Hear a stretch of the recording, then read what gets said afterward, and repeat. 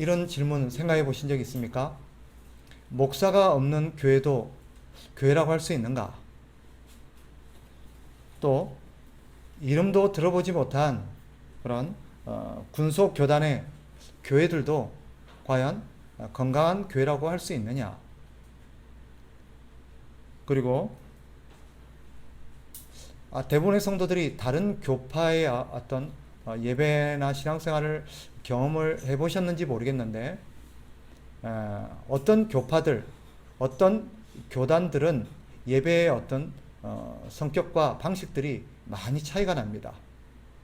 과연 전혀 생소하고 이색적인 그런 예배들도 우리가 과연 바른 예배라고 할 수 있는가? 사실 좀 더 근본적인 질문을 던져야 여기에 대한 대답이 될 수 있습니다. 그게 뭐냐면, 그러면 과연 교회가 뭐냐? 교회를 교회되게 하는 게 뭐냐? 무엇이 교회를 교회라고 우리가 말할 수 있는가? 오늘 본문은 여기에 대한 대답이라고 할 수 있습니다. 6절을 보면 성경이 이렇게 말하죠. 6절. 그러나 하나님의 말씀이 폐하여진 것 같지 않도다.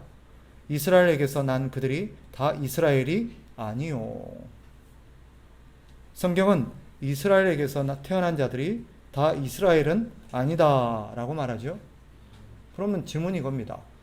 누가 참 이스라엘인가? 누가 참 이스라엘인가? 이스라엘에게서 난 그들이 다 이스라엘은 아니다. 의미부터 좀 짚고 넘어가야 돼요. 여기 이스라엘이라는 표현이 두 번이 나오죠. 근데 앞에 이스라엘과 뒤에 이스라엘이 다릅니다. 앞에 이스라엘은 어떤 뜻이냐? 그것은 야곱의 혈통인, 야곱의 혈통으로 태어난 이스라엘 종족을 의미합니다. 이스라엘에게서 태어난 그들이 다 이스라엘은 아니다. 앞에 이스라엘은 야곱의 혈통을 타고 태어난 이스라엘 종족, 민족을 말하는 거예요. 그러면 뒤에 나오는 이스라엘은 뭐냐?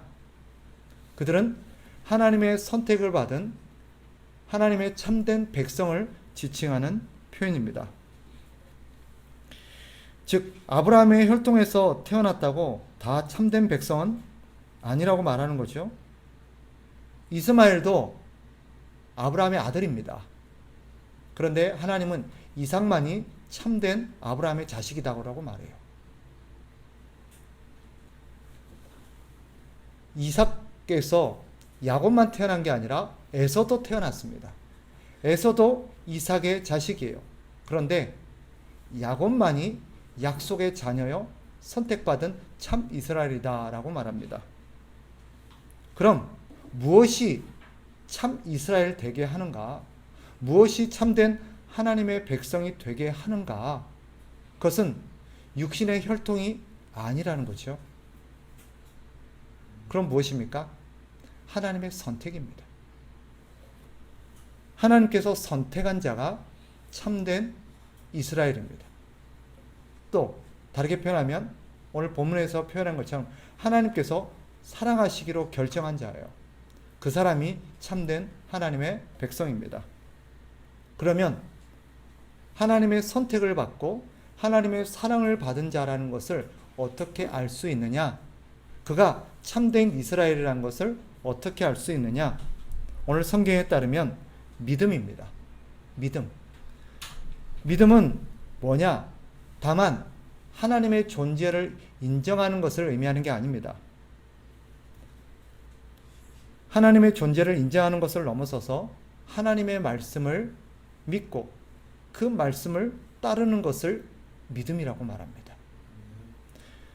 하나님의 말씀을 믿는 자, 하나님의 말씀이 진리라는 것을 믿는 사람은 예수 그리스도를 믿습니다. 왜냐? 구약의 모든 하나님의 말씀이 궁극적으로는 예수 그리스도를 가리키고 있었고, 예수 그리스도가 이 땅에 오셔서 예수 그리스도가 우리를 위해서 행하실 모든 일들을 예언해 놓은 말씀이기 때문입니다. 그러니 하나님의 말씀을 믿는 자는 당연히 하나님의 말씀의 성취라고 할 수 있는 예수 그리스도를 믿게 되는 것입니다. 따라서 이런 결론에 이를 수 있죠. 그가 하나님의 선택받은 참된 하나님의 백성임을 어떻게 알 수 있느냐? 예수 그리스도를 믿는 믿음으로 알 수 있습니다. 그런데 이 믿음이 왜 하나님의 참된 백성이라는 증거가 되느냐? 에베소서 2장 8절과 9절의 가르침에 의하면 이 믿음이라는 것은 사람에게서 나는 것이 아니라, 사람의 노력으로 얻어낸 것이 아니라 하나님의 선물이기 때문입니다. 하나님이 선택하고 하나님이 사랑하시기로 결정된 자들에게만 주시는 하나님의 선물이기 때문에 그런 믿음을 가진 자들, 그들이 참된 하나님의 백성이라는 것을 알 수 있는 것입니다. 하나님의 백성, 하나님의 참된 백성을 구분짓는 것은 외적인 조건이 아닙니다. 오직 그가 하나님의 말씀을 믿는 믿음이 있느냐, 그 말씀이 가리키는 예수 그리스도를 믿는 믿음이 있느냐로 알 수 있습니다. 이것을 잘 보여주는 사건 한 가지가 있습니다. 하나님께서 이스라엘 백성들을 애굽에서 데리고 나오실 때 10가지의 재앙을 일으키신 적이 있어요. 그 10번째에 해당되는 마지막 재앙이 무엇이었냐면 유월절 사건입니다. 하나님께서는 애굽에 살고 있는 모든 사람들에게 어떤 말씀을 하셨냐면, 내가 오늘 밤에 죽음의 사자를 애굽에 보낼 텐데 이 죽음의 사자가 애굽에 도착해서 애굽을 지날 때 애굽 땅에 있는 모든 처음 태어난 장남들은 다 죽게 될 것이다 라고 예고하셨습니다. 살아남을 수 있는 길, 이 죽음으로부터 구원받을 수 있는 길이 무엇이냐? 한 가지를 가르쳐 주셨어요. 그것은 1년 된 어린 양을 잡아서 그 피를 문에다가, 문설주 좌우 임방에다가 바르는 것입니다. 그렇게 어린 양의 피를 바르는 집은 그 죽음으로부터 구원을 얻을 수 있다라고 주님이 말씀하셨어요. 이것은 애굽 사람들에게만 해당되는 재앙이 아닙니다. 애굽에 살고 있는 유대인들, 야곱의 후예들도 마찬가지입니다. 만일 그 땅에 살고 있었던 야곱의 후예들이 우리는 괜찮겠지, 우리는 야곱의 후손이요 아브라함의 자손이니까 우리는 뭐 예외겠지, 우리는 그렇게 하지 않아도 별 문제가 없겠지 하고 양을 잡아서 피를 그 문에 바르지 않았더라면 어떻게 되었을까요? 다 죽었을 겁니다. 반대로 그 애굽에 살고 있었던 애굽 사람들이 그 하나님의 말씀을 듣고, 야, 저 말은 진짜야, 저대로 하지 않으면 진짜 죽을 것 같다 라는 믿음을 가지고 어린 양을 잡아서 그 피를 자기 집 문에다가 발랐다면 어떻게 됐을까요? 살았을 겁니다. 살았을 거예요. 그 죽음으로부터 구원을 얻는 것은 그가 어느 나라 사람이냐, 어떤 혈통을 타고 태어났느냐, 지금까지 어떻게 살아났느냐, 신분이 뭐냐, 재산을 얼마나 갖고 있으며, 남자냐 여자냐, 노인이냐 아이냐, 아무런 상관이 없습니다. 그 죽음으로부터 구원받을 수 있는 유일한 길은 그 하나님의 말씀을 진리로 믿고 그 말씀에 순종하느냐입니다. 그것이 이스라엘 사람이든 애굽인이든 상관이 없어요. 오직 구원받은 그런 사람들은 누구냐? 하나님의 말씀을 믿는 자만이 구원을 받습니다. 종말의 때도 마찬가지죠. 하나님은 우리에게 마지막 세대를 살고 있고 이 땅의 마지막 끝에 하나님의 심판이 있을 거라고 말씀하셨어요. 그 심판 때도 주님은 똑같은 예고를 하셨어요. 장차 이 땅에 하나님의 심판이 임할 텐데 그 심판으로 인해서 모든 사람이 다 죽임을 당할 거다. 죽음의 사자가 올 거라. 그런데 이 마지막 최종적이고도 우주적인 심판으로부터 구원받을 수 있는 길을 가르쳐 주셨어요. 그 길이 뭐예요? 예수 그리스도. 6월절 어린 양의 본이 되시고 원형이신 예수 그리스도의 피를 믿고 그 피를 받아들이는 자입니다. 그 피를 자기의 몸에 바르는 자예요. 그런 자만이 이 죽음으로부터 모면됩니다. 구약의 6월절이 집단적인 구원이었다면 신약의 이런 구원 사건은 개인적인 사건으로 국한시켜서 설명하고 있습니다. 그 집안에 같이 있다고 공통적으로 구원받는 게 아니에요. 각자입니다. 구원은 각자예요. 누가 살아남을까요? 누가 하나님이 이 땅에 부으실 최종적인 이 우주적인 심판으로부터 살아남을 수 있는 사람은 누구일까요? 유대인입니까? 아니면 한국 사람입니까? 아니면 교회 다니는 사람인가요? 그리스도인 집안에 태어난 사람입니까? 아무런 상관이 없어요. 오직 그 심판으로부터 구원받을 수 있는 유일한 사람은 하나님의 말씀이 진리임을 믿고 반드시 그런 심판이 있을 거라는 것을 믿고 예수 그리스도를 받아들이고 예수 그리스도의 피를 덧입는 자만이다. 그런 자만이 살아남을 겁니다. 오늘 성경은 그 얘기를 하는 거예요. 유대인들은 착각을 했죠.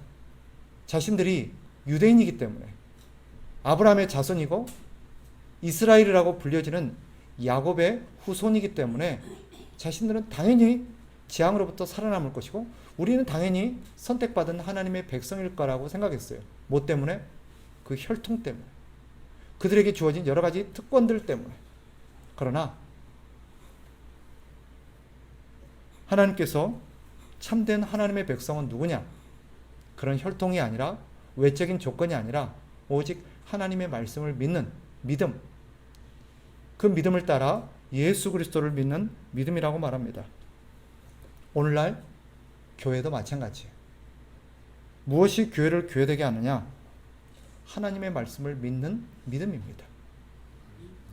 약속의 성취인 예수 그리스도를 믿는 믿음이에요. 교회는 그런 믿음을 가진 사람들의 모임입니다. 제가 서두에 이런 질문을 던졌죠. 목사가 없어도 목사가 없는 교회도 교회라고 할 수 있을까요? 그러면 목사가 있는 교회는 다 교회입니까? 또 이름도 들어보지 못한 군속교단 그런 교회도 과연 괜찮은 교회냐? 건강한 교회라고 할 수 있느냐? 그럼 물어봅시다. 정통교단의 유명한 교회는 다 건강하고 거기 다니는 성도들은 다 괜찮은 것입니까? 또 어떤 교파는 예배가 이상하던데 신앙생활을 이상하게 하던데 그런 신앙생활도 괜찮습니까? 그러면 묻겠습니다. 정통교단 안에서 전통적인 방식으로 신앙생활하는 우리들은 다 안전한 것입니까? 우리의 신앙생활은 다 옳은 것입니까? 외적인 건물이나 형식을 가지고 교회를 논하면 안 돼요. 오늘날 이런 것들을 다 갖췄다고 해서 반드시 교회라고 할 수는 없습니다. 이 시대에 새롭게 떠오른 화두 하나가 있습니다. 건물이 없이 그냥 온라인상에서 맺어진 그런 사람들의 모임도 교회로 간주할 수 있느냐라는 신학적인 문제가 대두가 되고 있어요. 이 사람들은 교회 건물이 없어요.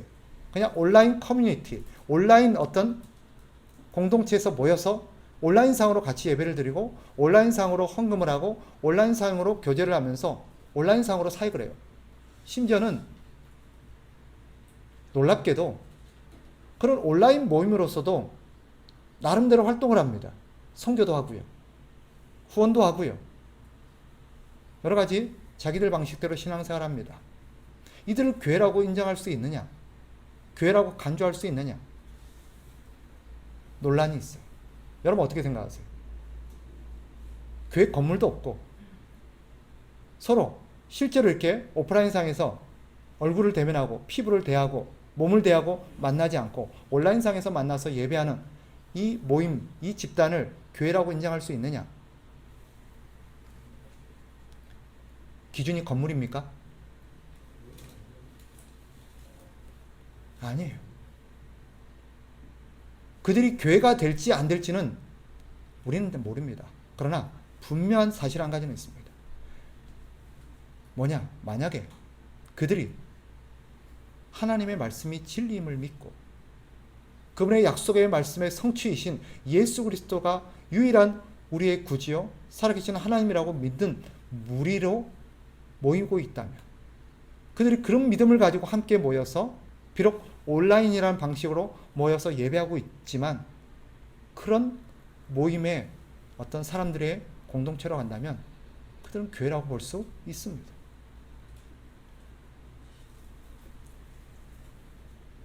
중요한 것은 형식이 아니에요. 방식이 아니에요.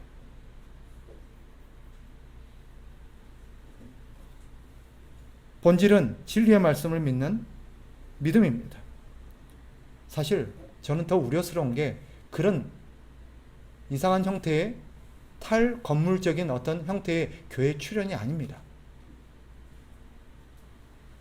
전통적인 그런 어떤 건물과 교단과 전통적인 형식의 예배 체제 안에 있으면서도 실제로는 하나님의 말씀을 진리로 믿지 않고 예수 그리스도를 유일한 우리의 구원자요, 우리 삶의 주인이시여 우리의 하나님이시로 믿고 있지 않는 믿음의 실종이 더 염려가 됩니다. 교회 안에는 있지만, 교회 건물 안에 있지만, 기성 교단 안에 있지만, 기성 체제 안에 있지만 실제로 그들이 마음으로부터 하나님을 믿고 하나님의 말씀을 진리로 믿고 따르고 있는지, 사실 그럼 교회 안에 안전하다고 믿고 있는 체제 안에 있는 그런 진리의 실종을 경험하고 있는 사람들이 훨씬 더 저는 우려스럽습니다. 어느 교단에 속했냐가 중요한 게 아니죠. 그가 신자의 가정, 그리스도인 가정에서 태어났냐가 중요한 것도 아닙니다. 우리 엄마, 우리 아빠가 예수 잘 믿고 있고 교회 열심인 집사요, 장로요, 권사요, 목사이기 때문에 나는 괜찮겠거니, 나는 덤으로 묻어가겠거니, 아닙니다. 성경이 가르치는 무서운 진리가 뭐예요? 너는 버려질 거라는 거예요. 하나는 데려갈지 몰라도, 부모는 데려갈지 몰라도 너는 버려질 거라는 거예요. 남편은 데려갈지 몰라도 아내는 버려질 거라는 것이고, 아내는 데려갈지 몰라도 남편은 버려질 거라는 거예요. 이게 성경이 가르치는 거예요. 중요한 것은 같은 교회 다녔는데, 같은 집안인데, 같은 부모 밑에서 태어났는데, 그렇다고 그 모두가 하나님의 선택받은 백성은 아닐 수 있다는 것이 성경의 가르침입니다. 우리는 다르게 물어야 돼요. 교회 다니고 있습니까? 부모님이 교회 다니고 계십니까? 세례 받았습니까? 교회에서 신앙생활 한 지 얼마나 됐습니까? 이런 걸 묻는 게 아니에요. 이런 걸 물어서는 안 돼요. 그것이 그 사람의 구원이나 하나님의 백성됨을 보장해 주지는 못하는 질문들입니다. 오히려 우리가 물어야 돼. 진지하게 물어야 될 것은 하나님의 말씀이 진리라는 걸 믿고 있습니까? 예수 그리스도만이 유일한 우리의 구원자요, 우리가 믿고 섬기며 따라야 될 우리의 주인이라는 것을 믿고 있습니까? 이 질문을 던져야죠. 여기에 대해서 네라고 대답할 수 없다면 과연 그 사람이 그리스도인인가? 내가 그리스도인인가? 우리는 내가 하나님의 선택받은 자가 맞는가? 의심해 봐야 합니다. 다시, 그것이 내가 예수 그리스도를 믿고 있고 하나님의 말씀을 진리로 믿고 있다는 것이 왜 하나님의 백성됨의 증거가 되는 것입니까? 믿음이라는 것은 우리에게서 나온 것이 아니라 하나님이 주시는 선물이기 때문입니다. 하나님이 선택하시고 사랑하시는 자에게만 주시는 하나님의 구원의 선물, 그 선물이 뭐예요? 믿음이에요. 그래서 그런 선물을 받은 자는 하나님의 말씀이 진리로 믿어져요. 그리고 예수 그리스도를 믿지 않으면 큰일 나겠고 장차 하나님의 말씀대로 전무후무한 우주적인 하나님의 심판이 있을 거라는 것이 믿어져요. 그 믿음에서 구원받을 수 있는 유일한 길이 예수 그리스도를 붙드는 길이요, 예수 그리스도의 십자가의 대속의 피밖에 없다는 것을 믿어져요.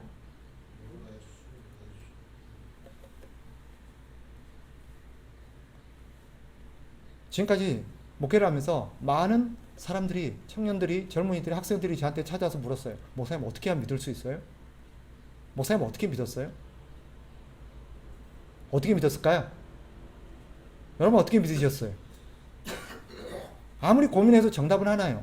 그냥 믿어져요. 그냥 믿어지는 거예요. 믿어졌어요, 저는. 그냥 말씀을 듣는데 그냥 믿어지는 거예요. 성경을 읽는데 이 말이 진실이고 진짜 이 말씀대로 되고 이 말씀대로 하면 내가 구원을 받고 이것이 잘 사는 길이라는 게 저는 믿어져요. 이 믿음이 어떻게 해서 났을까요? 제가 열심히 노력하고 열심히 연구하고 열심히 고민하고 열심히 기도해서 이 믿음을 얻어냈을까요? 이걸 획득했을까요? 아니에요. 유감스럽게도 그냥 믿어진 거예요. 내 노력과는 상관없이. 뒤늦게 알고 봤더니 이게 뭐다? 하나님의 선물이라는 걸 알게 되었어요.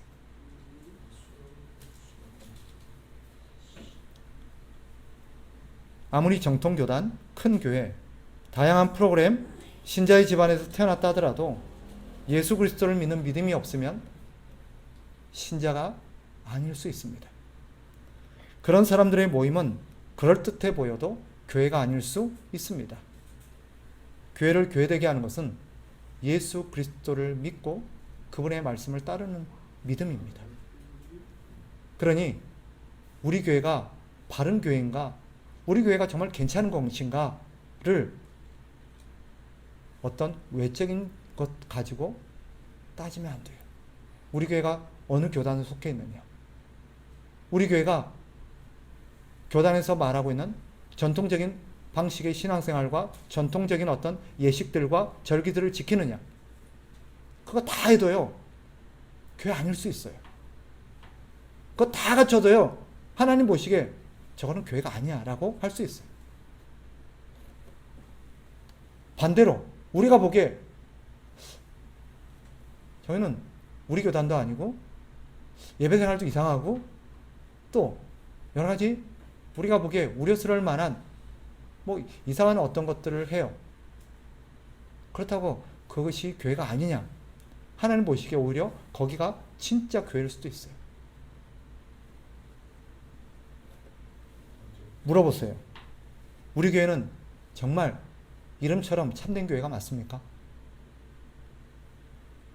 진지하게 묻고 성찰해야 합니다.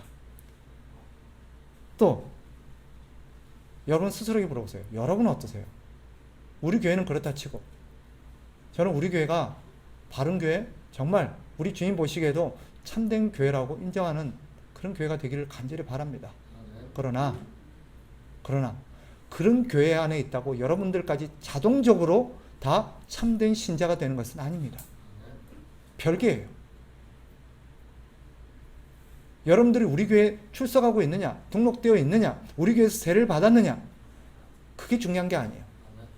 그래서요, 그런 여러분들은 예수 그리스도를 믿고 있으며 예수 그리스도의 말씀을 진리로 믿고 따르고 있습니까? 그렇게 살아가고 계십니까? 그게 진짜입니다. 그 물음에 대답할 수 있어야 합니다.